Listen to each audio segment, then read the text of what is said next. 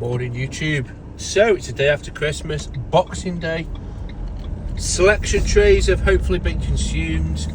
Too much turkey, and it's round two basically today. It's trying to smash the rest of the chocolate and trying to not get diabetes. So this video today is going to be the Christmas special and the after Christmas special as well. And I want to just have a chat with you about some of the things that I've learned over my life. So I'm 34, and I think everybody wants to be the same as far as I can gather. Not everybody, sorry, but the majority, they want to be the same. You know, it's like when you drive around houses, you know, housing estates, you see people on the high street, you know, there's trends. You know, you see people on housing estates, houses, you know, council estates. You know, they're mostly all the same. They're mostly kept to a same standard. You know, one car on the drive, two cars on the drive. They're all much of the same, very conservative. You know, every so often there's a shithole. Every so often there's an outlandish one. You know, it's like on where I live, the town that I live, there's a new build estate, and one of the women that lives there, she bought the house outright, and she didn't like the fact that it looked exactly the same as every single house on that street. So she basically decided to paint. She painted the front door bright purple, and the windowsills she painted a different colour. I think like blue, red, purple. It's an acquired taste, don't get me wrong, but that caused uproar, and that got Facebook posts, you know. And reading the Facebook posts, it's the same with anything. It stands at outrage, you know, annoyance, then outrage, then fury, then anger, you know, then resentment, because there's people saying, well, you know, because it said that she's a private owner. It's like, well, I'd love to be able to do that to my own house one day, you know. But this lady's just trying to stand out from the crowd. And I think in my sort of life, I've been brought up to be part of the crowd, that where you see, you know, you've got to sort of stick with the norm. You've got to sort of be the norm, and you see it everywhere. And I think to myself, well, yes, to a degree, because it's a fine line either way of either being an eccentric or a weirdo. But in my advice, in my life, I think to myself, well, you know, do you want to keep sort of the norm? You know, do you want to keep thinking? From what I've seen and what I've noticed, that it's only the few that notice, and they normally have the loudest voice. But at the same time, you know, I've seen this lady passing, and she looks the happiest lady in the world. You know, I do a lawn a couple of doors up from her. You know, we've passed a couple of times, had a conversation, and you know, she's not the lady that does it to get attention. You know, as in she creates a situation and then people react to that situation and she loves it. No, she just wants to live a life, and I think that's all you can do.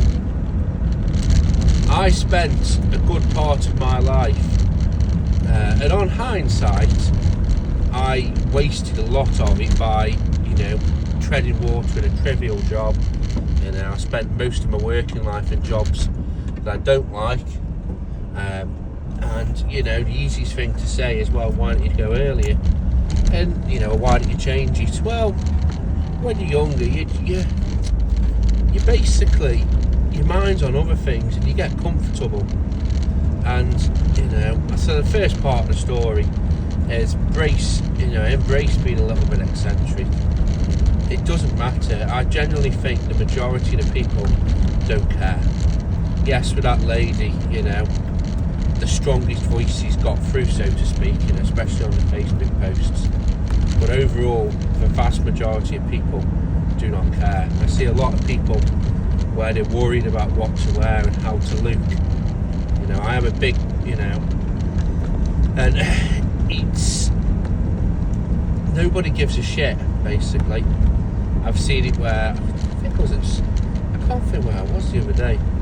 And I said this to a lady because she was worried about something. And I said, no one cares. I says, you know, I think her husband had spilt something down his top and she was flustering about it. I think it was her spoons. And I says, no one cares. I says, no one will care. I says, everybody, you know, is just living their own life. I says, no one care about your husband has spilt anything. And I think for her it is a little bit of reassurance. But that's the first part of the story. What else that I've seen in my life, the second part, is there's a lot of the time I wasted. I wasted a lot of my, you know, working life. And hindsight's a beautiful thing. I think to myself, God, you know, it'd be good if you could go back and say, look, start the gardening business earlier, or, you know, do this instead. But it's hindsight. It's a good thing, but also it can be a bad thing. And I see a lot of people live their lives, you know, in the past still, flummoxing about what could have been or what, you know, should have been. And if it could change it, it would. And I think it's, for me, it's you've just got to get on with life. That's how I see it. I've been lucky in the sense that I've never had anything extremely bad happen. I had the health scare where, you know, I thought I had something, you know, thought it was a urine infection, and then I ended up coming out of, you know, going into hospital and then spending 3 days in intensive care and coming out with a colostomy bag, you know, and a month off work, or 2 months or whatever it was. But I've never really had any big setbacks. But I've had little bits, and I think my sort of overall advice is you've just got to get on with it. You've just got, and it probably sounds easier said than done, but you've just got to get on with it. You've just got to live every day as you can. I went to a gig on the not last weekend, the weekend before. I went and seen the Cunts. So if anybody has heard of them, then you'll know. You'll see exactly, you know, you'll get what I mean by them. And their subject material, if you're a bit of a prude, or you're a bit of a sort of, you know, insecure about certain things, the stuff that he sings about is, let's just say, not the norm. But it's not to encourage it, it's to discourage it in a way. It's to bring a highlight that there is bad out there, but you've just got to laugh about it. And it depends which way you sort of sit on the fence.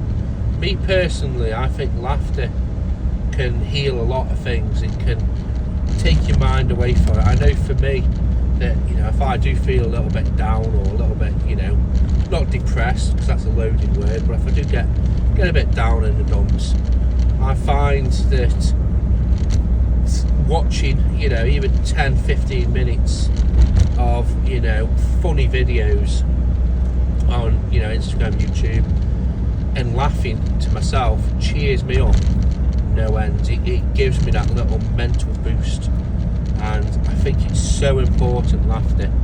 It's at the gig I was talking to a lady, and I don't know what it is, but wherever I go I always find or latch on, or people always latch on to me, you know. We always end up having a conversation. And I was at the gig, and I heard this fucking little bloke go, "Hey, another fucking clayhead." Now, where I live, it's the Potteries, and obviously, you know, Potteries play. And we struck up conversation, we were having a laugh, and I was talking to his missus, and it turns out his missus has got incurable cancer. And you wouldn't have known, you know, and in a weird sort of way,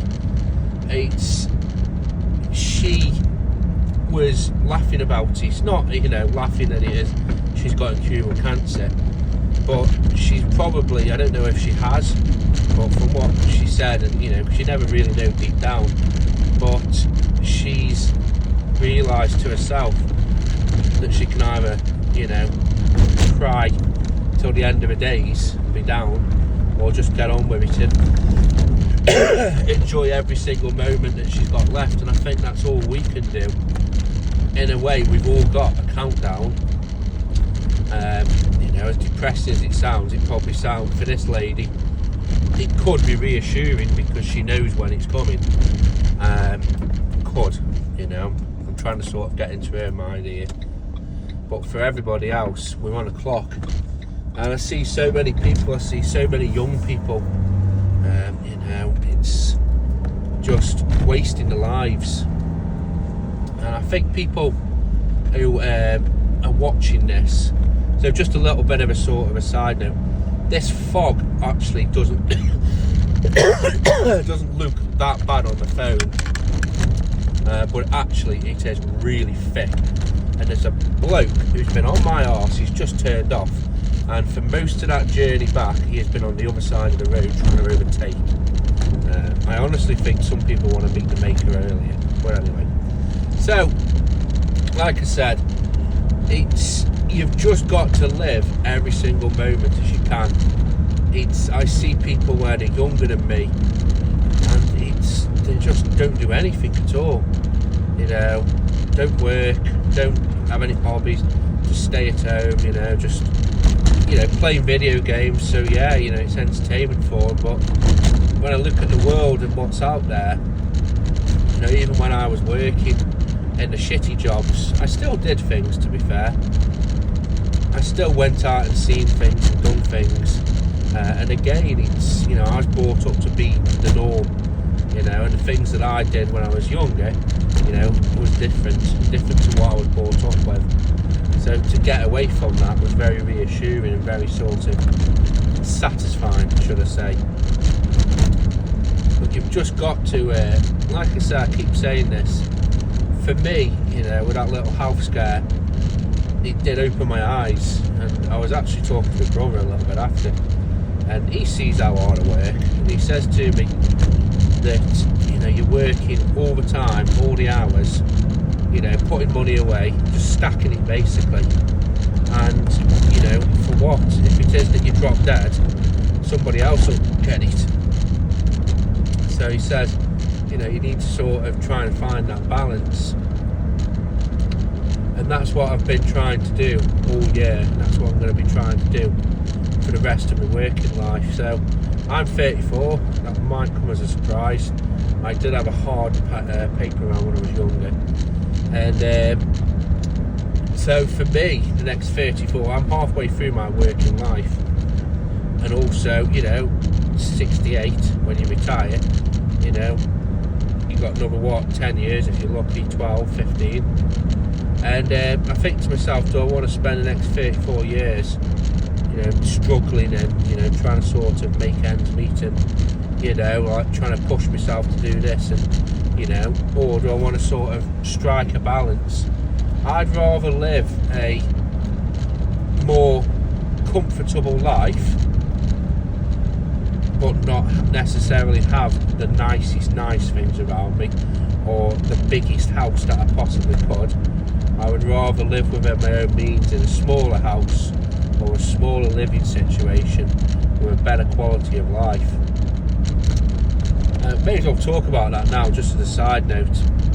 I've seen poor people and rich people, and from what I can gather, their quality of life, well, should I say not poor, but, you know, middle class people then, or people that are just getting by or just, you know, keeping their heads above water, I see their quality of life is exactly the same within a few exceptions. So there was a bloke, and to be fair, when he went away, he went first class, but he only went away a couple of times a year. So there's that. But then I was in his kitchen, and he was eating the same bread that I eat, the same butter. You know, he's got Netflix, he's got a couch.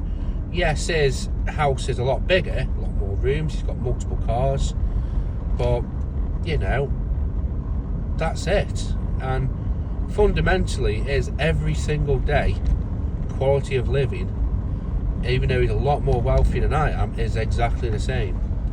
It's exactly the same as, you know, Phyllis down the road. She has the same butter as him. You know, same thing, gets up, makes breakfast, sits down. So quality of life is very, very subjective, and in many, many ways it's almost immaterial.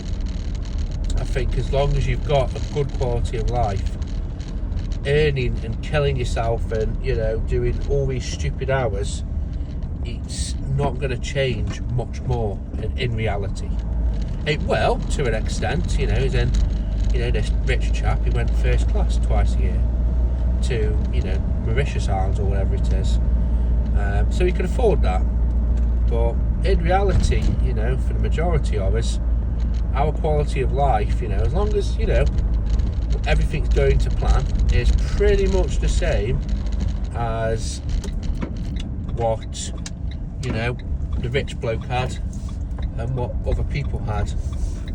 And I think it's, you know, important to sort of bear that in mind. As long as you've got a good quality of life, you know, and you've got a little bit left in the bank and a little bit tucked away and plans to keep coming in, I think, you know, I'm not saying that's your lot and you should be happy with it, but, you know, you can be chasing that extra work and doing the extra work, but you're not really getting onto the next rung of the ladder. Because let's face it, what you're comfortable with now, if you won a lottery, you know, the 90% would be the same.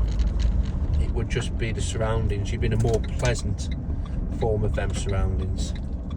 So have a good day, guys. I know it's a bit of a ramble and it's a bit out there, but have a good day. Keep on gardening, or whatever you're doing on Boxing Day. Have a good day, guys.